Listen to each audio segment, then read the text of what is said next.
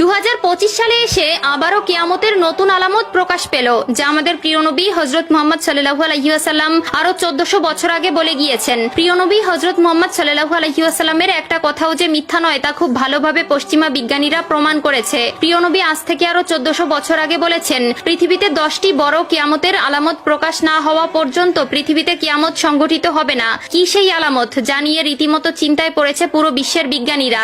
আপনি যদি একজন মুসলিম হয়ে থাকেন তবে ভুলেও ভিডিওটি এড়িয়ে যাবেন না, কারণ আমরা আজকে আপনাদের জানাতে চলেছি প্রকাশিত হওয়া সেই কিয়ামতের আলামত সম্পর্কে। আর আপনি যদি আমাদের প্রিয় নবী হযরত মুহাম্মদ সাল্লাল্লাহু আলাইহি ওয়াসাল্লামকে ভালোবেসে থাকেন তবে অবশ্যই কমেন্ট বক্সে আলহামদুলিল্লাহ কমেন্ট করবেন আর ভিডিওটি শেয়ার করে দিতে ভুলবেন না, কারণ আপনার একটি শেয়ারে আরো অনেক মুসলিম ভাই ও বোনেরা কিয়ামতের এই আলামত সম্পর্কে জানার সুযোগ পাবে। তো চলুন বেশি কথা না বলে শুরু করা যাক আজকের এই ভিডিও। হাদিসে বর্ণিত আছে, কিয়ামত সংঘটিত হওয়ার পূর্বে পুরো পৃথিবী থেকে পবিত্র আল কোরআন উঠিয়ে নেওয়া হবে। প্রিয় দর্শক, কিয়ামতের নিকটবর্তীতার প্রমাণ স্বরূপ কিছু আলামত প্রকাশ পাবে। এর মধ্যে কিছু হবে বড় আলামত, আবার কিছু হবে ছোট ছোট আলামত। ইতিমধ্যে পুরো বিশ্বে অসংখ্য কিয়ামতের ছোট আলামত প্রকাশিত হয়েছে।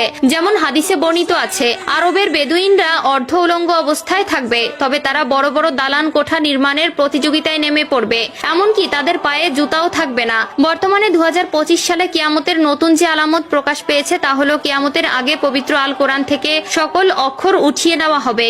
ইতিমধ্যে এমনই কিছু তথ্য প্রকাশ পেয়েছে। আজ থেকে প্রায় 1400 বছর আগে মহান আল্লাহ তাআলা হযরত মুহাম্মদ সাল্লাল্লাহু আলাইহি ওয়াসাল্লামের উপর কোরআন নাজিল করেন এবং আল্লাহ তাআলা ঘোষণা দেন কিয়ামতের আগ পর্যন্ত তিনি নিজেই তা সংরক্ষণ করবেন। আল্লাহ তাআলা পবিত্র আল কোরআনের মধ্যে বলেছেন, নিশ্চয়ই আমি কোরআন অবতীর্ণ করেছি এবং আমি এর সংরক্ষক। সূরা আল হিজর আয়াত নম্বর 9। কিন্তু এমন এক সময় আসবে যখন মানুষ কোরআন ভুলে যাবে। পৃথিবীতে এমন কেউ থাকবে না যে কোরআন স্মরণ করবে। তখন আল্লাহ তাআলা এই পৃথিবী থেকে কোরআন তুলে নিবেন। এরপর ইসরাফিল আলাইহিস সালাম সিংহায় ফুঁক দিবেন এবং এই মহাবিশ্ব ধ্বংস হয়ে যাবে। রাসূলুল্লাহ সাল্লাল্লাহু আলাইহি ওয়াসাল্লাম বলেছেন, রাতের অন্ধকারে কোরআন মানুষের বুক থেকে উঠিয়ে নেওয়া হবে, এমনকি মুসহাফের একটি আয়াতও পৃথিবীতে অবশিষ্ট থাকবে না। ইবনে মাজাহ হাদিস নম্বর 4050। কিয়ামতের আগে পৃথিবীতে কোনো মুমিন ব্যক্তি থাকবে না। কিয়ামত আসবে পৃথিবীর সবচেয়ে নিকৃষ্ট মানুষদের উপর। আনাস ইবনে মালিক রাদিয়াল্লাহু তাআলা আনহু থেকে বর্ণিত, রাসূলুল্লাহ সাল্লাল্লাহু আলাইহি ওয়াসাল্লাম বলেছেন, কিয়ামত ততক্ষণ শুরু হবে না যতক্ষণ না এই পৃথিবীতে এমন কেউ অবশিষ্ট থাকবে না যে বলবে আল্লাহ আল্লাহ। সহিহ মুসলিম।